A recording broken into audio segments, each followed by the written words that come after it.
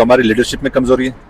ایک پلاننگ ایک strategy leadership نے دینی ہوتی ہے اور ورکر کو اس پہ عمل کرنا ہوتا ہے. ہم یہ گزر چکی ہوگی تو اس کے بعد ظاہری بات ہے وہ پریس کانفرنس کریں گے. باقی میرے خیال میں ہم جیسے ورکر دوبارہ اس روڈوں پہ یہاں پہ ذلیل و خوار ہوں گے. کوئی کسی چیک پوسٹ پہ, کوئی دوسرا کسی چیک پوسٹ پہ. یہ پیچھے ہماری ایسی قطار و لائن لگی رہے گی, بیچ میں وہاں پہ پریس کانفرنس بھی گزر جائے گی. ان کو چھوڑنے کے لیے میرے خیال میں یہ فیک نیوز وہ اپلوڈ کر لیتے ہیں سوشل میڈیا پہ. ARY نے چلائی اتھینٹک چینل ہے, آپ نہیں سمجھتے کہ لیڈرشپ کو ان کے خلاف کارروائی کرنی چاہیے؟ کہ اگر مجھے لگے گا کہ ایک راستے پہ مجھے ایک دفعہ روک لیا گیا تو obviously دوسری بار میں راستہ چینج کروں. بہت شکریہ. بسم اللہ الرحمن الرحیم. ناظرین اکرام, جیسے کہ آپ جانتے ہیں سہیل افریدی صاحب کا وعدہ تھا کہ ہم پھر جا رہے ہیں اسلام آباد, اور پچھلی مرتبہ بھی 26 نمبر پر روک دیا گیا تھا. اس وقت منسٹر پختون یار صاحب ہمارے ساتھ موجود ہیں اور PTI کے کارکنان بھی ہمارے ساتھ یہاں پر موجود ہیں. ان سے جانتے ہیں کہ یہاں اس راستے پر آنے کی کیا لاجک تھی.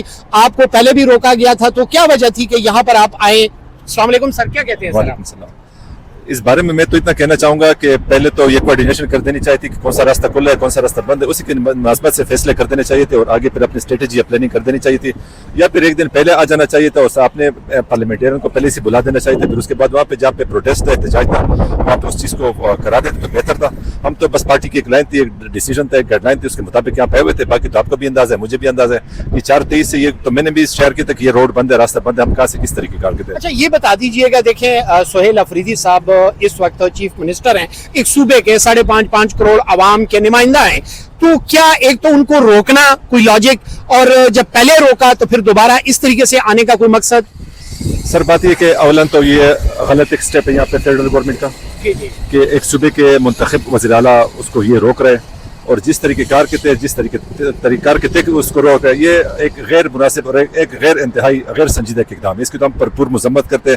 آج سہیل صاحب ہے, کل امین صاحب تھے, کل پرسوں دوسرے شاید ہوں گے. تو ایک غیر جمہوری ایک غیر آئینی اقدام, اس کے ہم پرزور مذمت بھی کرتے ہیں. اور ساتھ ہی ساتھ ہم اپنی پارٹی کو یہ بھی بتا دینا چاہتے ہیں کہ ہمیں ایک واضح گائیڈ لائن, ایک اسٹریٹجی, ایک پلاننگ کے تحت ہم چیزیں کر دینی چاہیے, اور تاکہ خان صاحب کے لیے ہم ایک بہتر مومنٹ چلا سکے, بہتر اس کی رہائی کے لیے, ریلیز کے لیے ایک پلاننگ اسٹریٹجی ہم بنا سکیں اور کر سکیں. اچھا سر, اتنی بڑی پارٹی ہے PTI, اس وقت دنیا کی 10ویں نمبر پہ پارٹی ہے اور پاکستان کی ٹاپ کی پارٹی ہے, اور عمران خان صاحب صرف آپ کا لیڈر نہیں ہے, اسلامک لیڈر ہے, تو کیا وجہ ہے, کہاں پہ آپ کمزوری دیکھ رہے ہیں کہ کوئی باقاعدہ کوئی ایسا لائعمل نہیں بنایا گیا 3-4 سال میں کہ خان صاحب کو ریلیز کیا جائے؟ اور اتنی پستی آ چکی ہے کہ اب PTI والے احتجاج کر رہے ہیں ان کو علاج معالجے کے حوالے سے. سر بات یہ ہے کہ کل کے اگر بات کر دینی چاہیے تو ہماری لیڈرشپ میں کمزوری ہے. ایک پلاننگ ایک اسٹریٹجی لیڈرشپ نے دینی ہوتی ہے اور ورکر کو اس پہ عمل کرنا ہوتا ہے. ہم جیسے لوگ تو یہاں پہ آتے بھی رہتے ہیں, ورکر بھی ہے, سپورٹر بھی ہے, جس تناسب آپ ہم حساب کریں. یہ نہیں کہ ہم MPI ایز اے MNA یا ایز اے منسٹر کام کریں. اوپر کی جو ہماری ٹاپ کی لیڈرشپ ہے اس کا ایک پلاننگ اسٹریٹجی, ایک پلاننگ ہمیں دینی چاہیے کہ آپ اس گائیڈ لائن پہ چل رہے ہیں, اس گائیڈ لائن پہ آپ لوگوں نے کام کرنا ہے ہن کی رہائی کے لیے.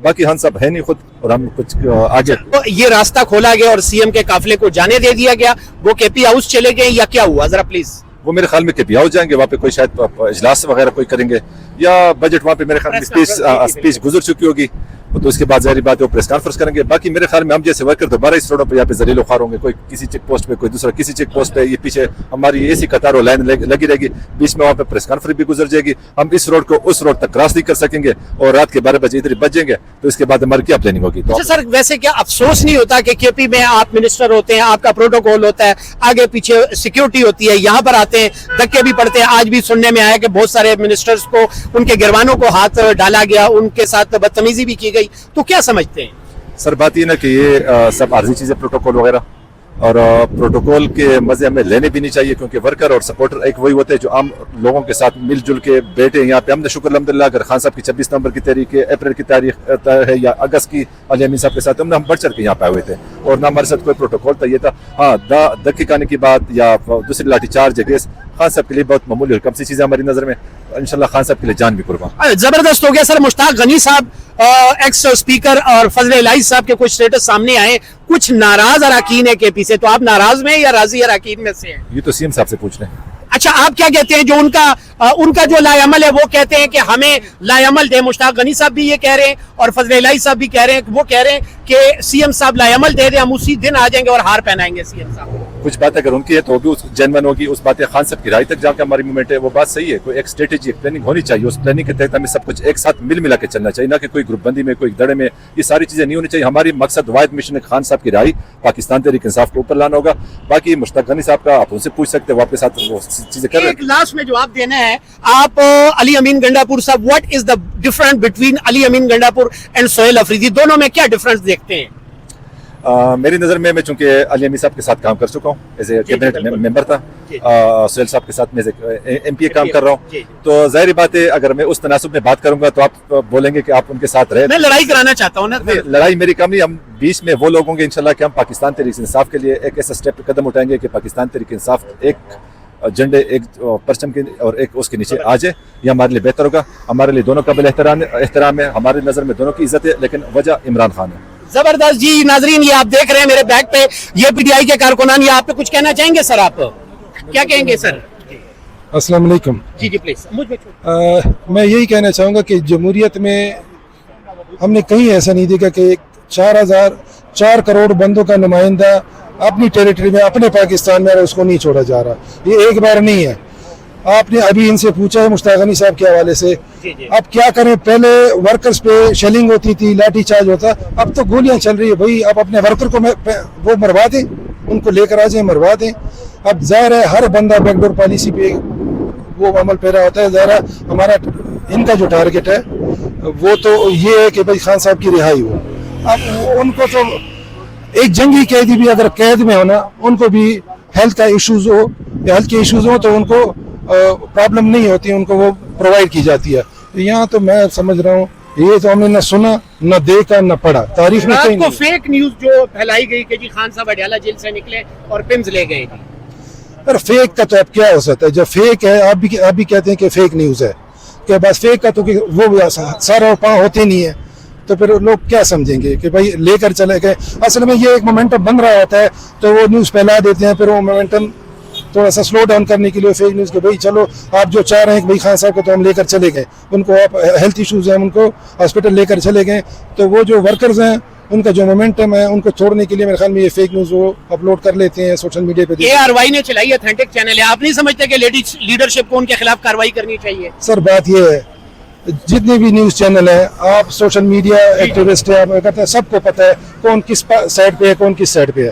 اب یہاں پر آپ ایک سپاہی کے خلاف کچھ نہیں کر سکتے, وہ تو اتنا بڑا تھمب ہے, اتنا میڈیا ہاؤس چلا رہا ہے, اس کے خلاف کون کیا کر سکتا ہے؟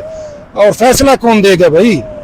فیصلہ دینے والے جو بیٹے وہ ان سے کون فیصلہ صحیح فیصلہ کروائے گا؟ ہمارے ساتھ ایک کارکن موجود ہیں جی, آپ کیا کہتے ہیں جی؟ بتائیں ذرا پلیز. بس جو کچھ آپ دیکھ رہے ہیں یہ آپ کو نظر آ رہا ہے. 4.5 کروڑ کا نمائندہ ہے وزیر اعلیٰ خیبر پختونخوا, وہ جب یہاں پہ اسلام آباد میں آتے ہیں تو ان کو روک لیا جاتا ہے. اور ابھی دیکھیں ماشاءاللہ روکتے بھی خود ہیں, پھر اس کی وجہ سے رش بنتی ہے. قانون کی جو بے توقیری ہے وہ بھی کرتے ہیں, غیر قانونی کام کرتے ہیں. اس کے ریئیکشن میں جب یہاں پہ اتنا رش پڑتا ہے تو FIR بھی ہم لوگوں پہ دے دی جاتی ہیں. آج بجٹ بھی پیش کیا گیا ہے, عوام دشمن اور غریب مکاؤ بجٹ تھا. تو بس یہی ہے کہ اس ملک میں انڈکلیئرڈ مارشل لا لگا ہوا ہے. میں تو یہی کہتا ہوں کیونکہ جہاں پہ عوام کی سنائی نہیں ہے, عوام کے حقوق کے لیے کچھ نہیں ہے, جب کوئی نکلتا ہے تو سیدھی گولیاں ماری جاتی ہیں. کشمیر کے حالات آپ دیکھ لیں.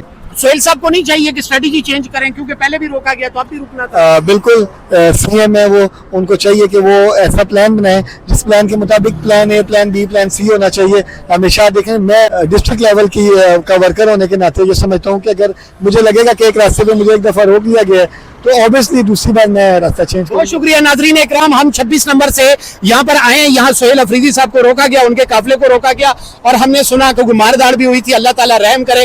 سہیل افریدی صاحب پہلے بھی آئے تھے 26 نمبر پر, ان کو روکا گیا اور اس مرتبہ پھر روکا گیا. اب یہ سامنے کی طرف اگر آپ کو ایک کیمرہ مین دکھا سکیں, وہ دیکھیں ٹریفک رکی ہے لیکن ابھی ان کو جانے دیا گیا. وہاں پر بھی بہت سارے لوگ انتظار کر رہے تھے کہ سہیل افریدی صاحب آئیں گے اور پارلیمنٹ کے سامنے بجٹ سیشن پر احتجاج کیا جائے گا. تو میرے خیال میں احتجاج آف ہو گیا. فرات خان کو اجازت دیجیے, اللہ حافظ.